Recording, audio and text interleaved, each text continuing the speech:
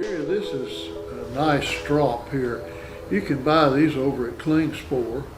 They're really nice. The leather on the top is pigskin. If you look real closely, you can see the little holes in the leather. That's where the hair grew out of the pig. This makes the best strop, the pigskin does. This is some dust that he makes. He calls it Dunkel dust because John Dunkel makes it and packs it like this. A lot of people call it blue velvet, but it's stropping compound. We like this better than we do the other kind that kind of smears on so much like butter, and it's gummy. But this is actually aluminum oxide, and this little bottle here will last for years and years and years.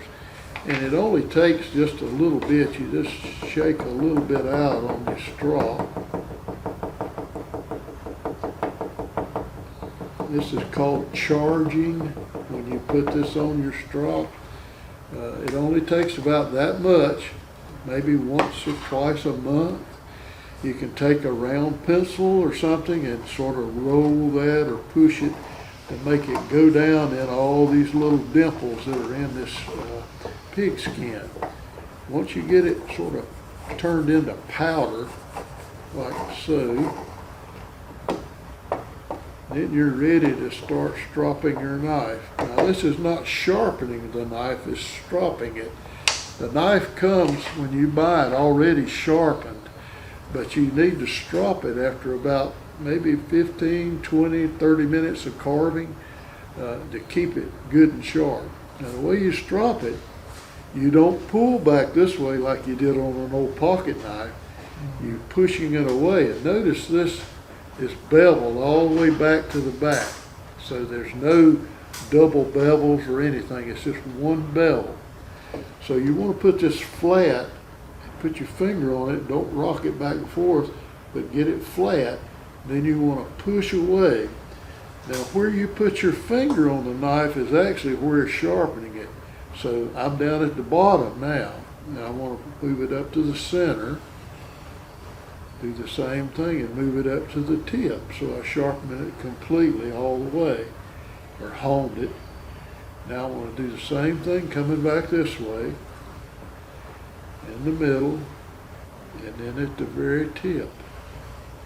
Now that's all it takes, just 2 or 3 strops to do it, and it keeps it good and sharp. It's like the old razor blade that your granddad used to have, you know, strop the old straight razor. Why is that leather black? Good question.